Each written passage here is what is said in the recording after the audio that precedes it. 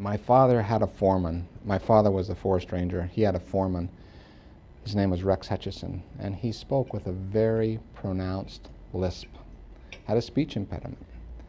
Today, someone in that environment would have either some surgery, or they'd have a speech coach, or they'd have some therapy, and they'd get that healed while the person was quite young. Then, and especially in southern Utah, that wasn't an option. So Rex Hutchison, with this very pronounced lisp or speech impediment, lived in this small town of 400, and he was the butt of a bunch of jokes you could imagine. So one night at the dinner table, I was 9 years old. I decided it was my turn to provide the family entertainment. I had 5 siblings, and so I was giving my very best Rex Hutchison imitation. And my sisters were twittering over there, "Oh, isn't Jimmy such a funny little boy?" But my dad did not crack a smile. And he just said, "Jim, you don't know how important Rex is to me and to the Forest Service." And Rex was his foreman. And when the seasonal crew came on, Rex was, driving the implementation of all of that. Now, the tone at the dinner table there was no more tittering, no more laughing. And as a 9-year-old, I don't think I really fully appreciated what was going on. With the wisdom that years provide and the reflection that I've had, I discovered why Rex was so brutally loyal to my dad.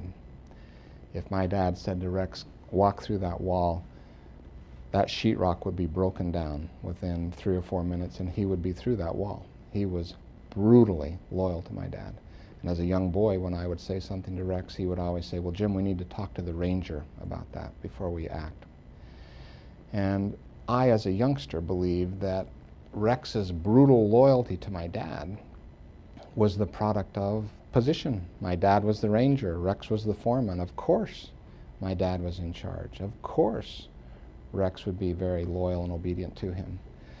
But what years have taught me is I think Rex was so brutally loyal to my dad because my dad might have been the only one in town who really gave him respect.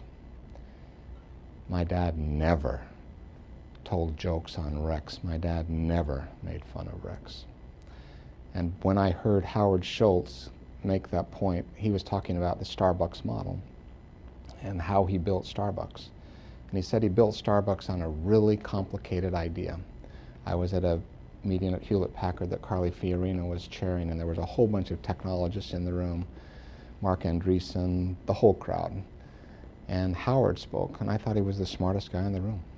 And what he said was, each one of us need to be valued, respected, and appreciated. And on that idea, he built Starbucks. On that idea, the baristas at Starbucks have turnover that is a fraction of the turnover at every other food service organization that you go in. On that idea, you're willing to pay $5 for what you once paid 50 cents for. And that's how that model was built. And that's how that got driven into my heart and into my soul, and why I feel so strongly about it. And when we've got another book in our heads, and when we write that book and when we actually do our leadership development, we talk about helping a leader put in place the conditions that are needed in order for them to be successful. And one of those conditions that a leader needs to have in place to be successful, part of that foundation, I believe, is understanding the importance of respect and then providing it.